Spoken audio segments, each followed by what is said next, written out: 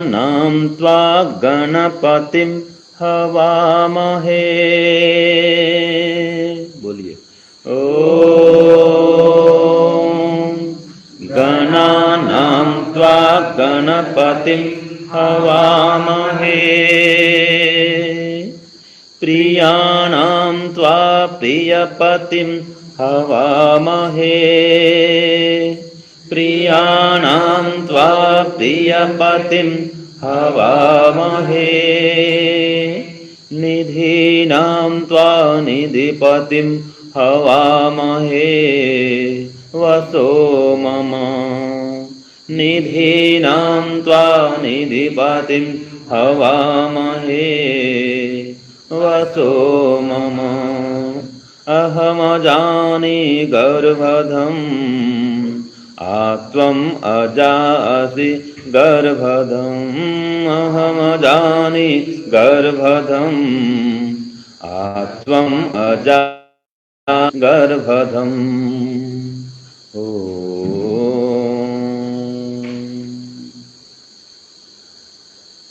सम्माननीय धर्म प्रेमी सज्जनों, दर्शन योग महाविद्यालय के प्रिय ब्रह्मचारीगण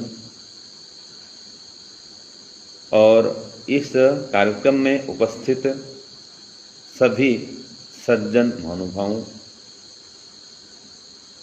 पूजनीय वंदनीय श्रद्धामयी मातृशक्ति, प्यारे बच्चों,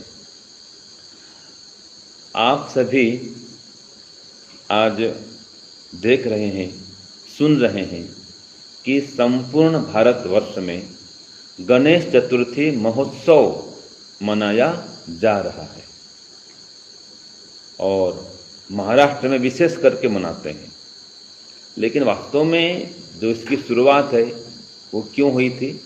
वो हिंदुओं को संगठित करने के लिए, एकत्रित करने के लिए बाल गंगाधर तिलक ने इसका शुभारंभ किया था, ऐसी मान्यता बनी हुई है ना जी।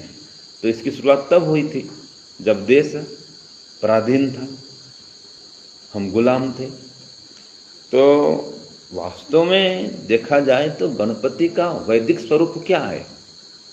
क्या वास्तव में जो मनाते हैं ये सूंड वाला गणेश गणपति, यही क्या वेद में बतलाया गया है या वेद में कुछ और बता दिया गया है या वेद में इसका स्वरूप कुछ और है? तो आज इसी मंत्र पर हम विचार करेंगे कि वेद में गणपति का स्वरूप है, गणपति का उल्लेख किया गया है और वैदिक शब्द है गणपति, गणेश, गणपति। तो आज जिस रूप में मनाते हैं उसका सही स्वरूप क्या है? और जो गणपति आज बैठाते हैं, जो बोलता है गणपति बैठाए हैं, गणेश बैठाए हैं, ठीक है, अलग अलग भाषा में अलग अलग बोलते हैं, ठीक है जी। तो गणपति क्यों बैठाते हैं जी? और गणपति जो बैठाते हैं वो गणेश की मूर्ति, गणपति की मूर्ति, वो क्या कहती है, उसका संदेश क्या है और वेद का संदेश क्या है?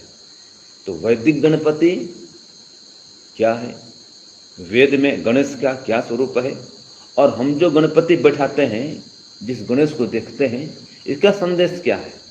ये दोनों पर आज हम विचार करेंगे। तो पहले देखते हैं कि वेद में क्या है गणपति के स्वरूप। तो गणपति का मंत्र अभी हमने पढ़ा, ये यजुर्वेद में 23वें अध्याय में आया है, मंत्र संख्या 19, 23-19 ये मंत्र है यजुर्वेद का। तो इसमें कहा गणानां त्वा गणपतिम हवामहे, अर्थात हे परमपिता परमात्मा, आप समस्त गणों के स्वामी हैं, इसलिए आप गणपति हैं। जैसे अभी मैंने कहा ना, ब्रह्मचारी गण कहते हैं, सन्यासी गण आ रहे हैं, है ना जी, खिलाड़ी गण, ठीक है ना जी। गण माने क्या होता है? समूह, पक्षी गण, पशु गण, मनुष्य गण।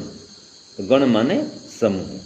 तो जो समस्त समूहों का स्वामी है वह गणपति कहलाता है, और जो गणपति है वह परमपिता परमात्मा का ही एक नाम है। देखिए, परमात्मा के अनेकों नाम हैं। जैसे जैसे उसके गुण कर्म स्वभाव हैं, वैसे वैसे उसके नाम भी अनेक हैं। लेकिन वो अनेक नहीं है, याद रखना, अनेक नहीं है। परमात्मा तो एक ही है, उसके नाम निस्संदेह अनेक हैं। जैसे कि एकम सद विप्रा बहुधा वदंती, ईश्वर एक ही है, उसको विद्वान गण अनेक नामों से पुकारते हैं। तो उसको ब्रह्मा भी कहते हैं, विष्णु भी कहते हैं, महेश भी कहते हैं, गणेश भी कहते हैं, गणपति भी कहते हैं, सरस्वती भी कहते हैं, लक्ष्मी भी कहते हैं। तो परमात्मा के अनेक नाम हैं। तो गणपति क्यों कहते हैं? क्योंकि समस्त गणों का वो स्वामी है, इसलिए गणपति है। तो हे परमपिता परमात्मा, गणा नाम त्वा हमामहे, आप गणपति हैं। गणा नाम त्वा गणपति हवामहे, समस्त गणों के स्वामी होने से आपको हम गणपति के नाम से पुकारते हैं, गणपति के रूप में आपकी उपासना करते हैं। और आप कैसे हैं? प्रियाणाम त्वा प्रियपतिम, समस्त प्रिय पदार्थों के भी स्वामी हैं, तो आपको हम प्रियपति नाम से पुकारते हैं। हवामहे माने पुकारते हैं, आपकी उपासना करते हैं, भक्ति करते हैं, ध्यान करते हैं, भजन करते हैं, जप करते हैं। तो हम गणपति का जप करें, गणेश का जप करें। आज गणेश चतुर्थी है, लोगों को आज गणपति नाम का जप करना चाहिए, गणेश नाम से ईश्वर की उपासना करनी चाहिए। ठीक है, यही सच्चा स्वरूप है किसका? ईश्वर आराधन अथवा ईश्वर भजन करने का आज के दिन, कि ईश्वर को हम गणपति रूप में माने और गणपति मंत्र से उसकी उपासना करें, उसका जप भी करें। ये मंत्र है, गणा नाम त्वा गणपतिम हवामहे, सरल मंत्र है। प्रिया नाम त्वा प्रियपतिम हवामहे, और निधि नाम त्वा निधिपतिम हवामहे। निधि माने क्या? हाँ, संपत्ति, धन, कोष। तो समस्त कोषों का, समस्त संपत्तियों का ईश्वर पति है, और भौतिक धन भी और आध्यात्मिक धन भी, समस्त निधियों का ईश्वर स्वामी है, तो निधिपति कहलाता है। तो हे परमपिता परमात्मा, आप गणपति हैं, प्रियपति हैं, निधिपति हैं। इस रूप से हम आपकी उपासना करते हैं, आपको पुकारते हैं। और वसु मम, हे प्रभु आप वसु हैं, मेरे वसु हैं। मम माने मेरा, आप मेरे वसु हैं, अर्थात मुझको वसाने वाले हैं। और मुझको ही नहीं, समस्त संसार को वसाने वाले हैं, है कि नहीं? और जो सूर्य चंद्रादि वसु हैं, इन वसुओं के भी आप वसु हैं, इनको भी वसाने वाले हैं। और हे परमपिता परमात्मा, आप ऐसी कृपा करिए कि अहम अजाने गर्भधम, कि मैं जो मेरे अंदर मूर्खता है, गर्भधम माने मूर्खता, अविद्या है, अज्ञानता है, उसको अजाने फेंक दूं, उसको दूर कर दूं। अहम अजाने गर्भधम, जो मेरे अंदर क्या है? मूढ़ता है, मूर्खता है, अज्ञानता है, अविद्या है, मैं उसको अजाने मुझसे दूर कर दूं, हटा दूं, परे हटा दूं। और आत्म अजासी गर्भधम, हे परमपिता परमात्मा, आप तो अजा हैं। देखो कितना स्पष्ट, क्या अजा माने आप अजन्मा हैं, आपका जन्म नहीं होता है, कोई आपका शरीर नहीं है। और जो ये संसार है, ये तो उत्पन्न होने वाला है, नष्ट होने वाला है। तो आप तो अजन्मा हैं, अमृत स्वरूप हैं, लेकिन जो संसार है ये तो उत्पन्न होता है, ये शरीर भी उत्पन्न होता है, और हमारे अंदर जो अविद्या ये भी उत्पन्न होती है और नष्ट भी होती है। तो अविद्या उत्पन्न होती है इसलिए नष्ट होती है। जो दोष दुर्गुण है हम स्वयं तो उत्पन्न करते हैं और हम स्वयं उसको नष्ट भी करते हैं। तो परम पिता परमात्मा इन दोषों से, दुर्गुणों से, अविद्या से रहित है, शरीर से रहित है। तो इस रूप में परमात्मा की उपासना करें कि जीवात्मा तो शरीर में आता है, शरीर का जन्म होता है, शरीर का मरण होता है, लेकिन परमात्मा का अपना कोई शरीर नहीं है, वो शरीर में नहीं आता है, उसका जन्म मरण नहीं होता है। तो ये जो गणपति का स्वरूप हम देखते हैं, ये क्या है फिर? ठीक है, ये एक अलंकारिक चित्रण है। क्या है जी? अलंकारिक चित्रण है। तो इसको दो रूप में हम ले सकते हैं। एक तो परमात्मा का स्वरूप, गणपति परमात्मा का स्वरूप क्या है ये इस चित्र में वर्णित है। जैसे कि हम देखते हैं गणपति के बड़े बड़े कान हैं, देखते हैं ना, तो मतलब परमात्मा सबकी बातों को सुनता है, इकट्ठा सुनता है, एक साथ सुनता है। बड़े बड़े कान का मतलब यह है हम एक साथ एक व्यक्ति के साथ बातचीत कर सकते हैं, उसकी बात को सुन सकते हैं। और एकदम 5 व्यक्तियां हैं और 5 लोग हमसे बात करें तो किसकी बात को सुनेंगे हम जी? किसकी बात को समझेंगे? किसके नहीं?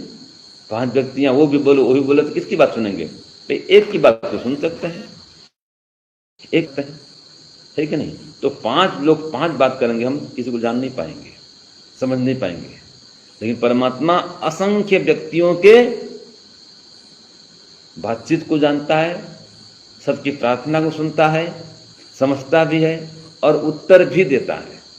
तो उसके बड़े बड़े कान हैं परमात्मा के, और बारीक बारीक आंखें हैं, है कि नहीं?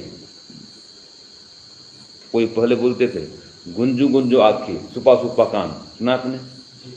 हैं? ऐसे बोलते हैं ना, आज के दिन से बोलते थे। तो आज ऐसे बोलते थे क्या बोल रहा था? माने बारीक बारीक आंख, गुंजू गुंजू आँखी और सुपा सुपा कान। सुपा माने जिसमें हाँ धान ये करते हैं, सफाई करते हैं। अजय हाँ, छत्तीसगढ़ में ये फेमस है, ठीक है, जो छत्तीसगढ़ के लोग हम जानते हैं। बारीक बारीक आंखें हैं, सूक्ष्म आंखें उसकी, हाँ माने छोटी छोटी आंखें हैं जी, तात्पर्य ये कहने का है, और बड़े बड़े कान हैं, इसका अर्थ है। तो परमपिता परमात्मा सूक्ष्म दृष्टि वाला है, ये कहा गया इसमें।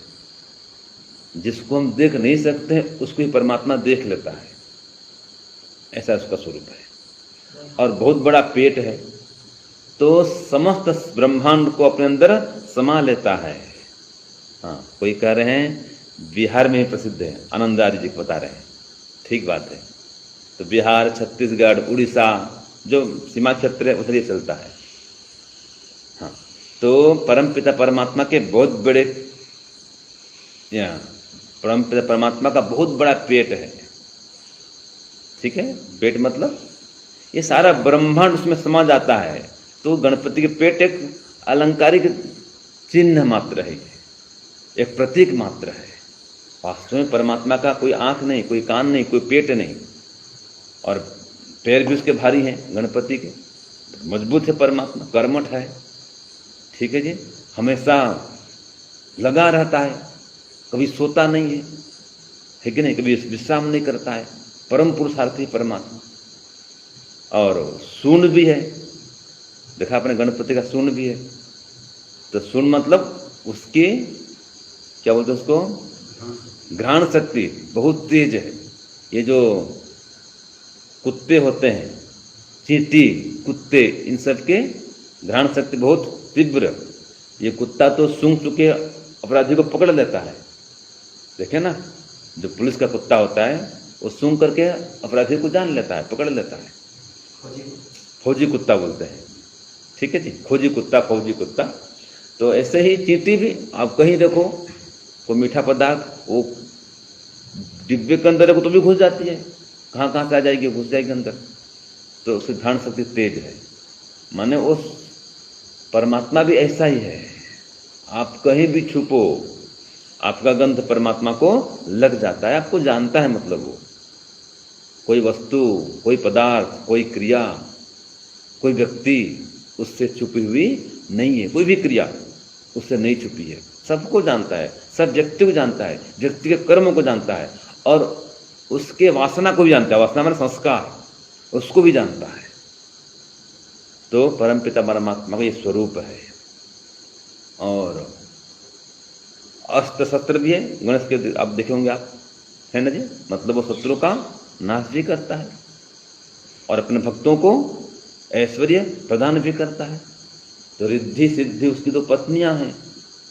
तो परमात्मा में रिद्धि भी है, सिद्धि भी है। सिद्धि माने आध्यात्मिक सिद्धि, रिद्धि माने धन संपत्ति, ऐश्वर्य। तो जो ऐश्वर्य है उसका भी स्वामी है, और जो आध्यात्मिक ऐश्वर्य है, सिद्धि आदि, उसका भी स्वामी परमात्मा। और उसको मोदक प्रिय है। मोदक माने लड्डू, जो सूर्ण में होता है ना, लड्डू देखा होगा आपने, लड्डू होता है, तो उसको मीठे पदार्थ प्रिय हैं। तो जो व्यक्ति मीठा होता है ना जी, मधुर बोलता है, मधुर वाणी व्यवहार जिसका है, उसको परमात्मा पसंद करता है। और जो गुस्सा करता है, क्रोध करता है, द्वेष करता है, उसको परमात्मा अच्छा नहीं मानता, उसको दंडित करता है।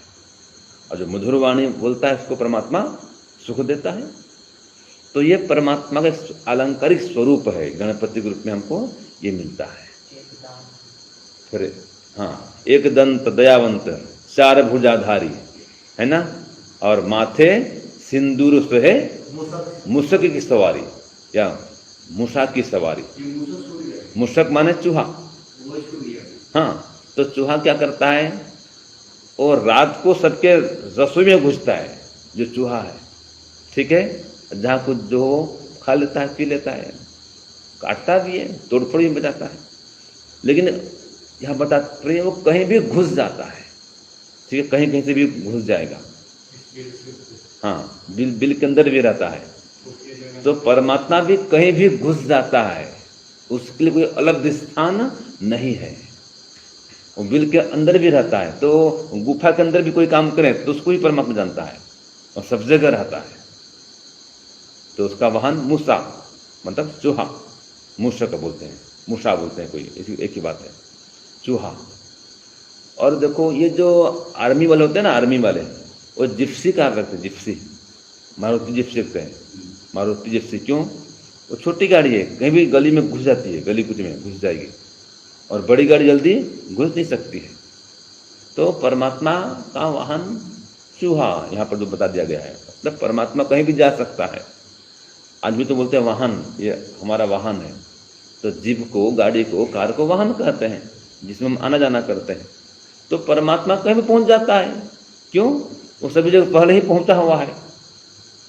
तो परमात्मा सर्वज्ञ है, सर्वत्र व्यापक है, सर्वशक्तिमान है, न्यायकारी है, दयालु है, कर्मानुसार फल देने वाला है।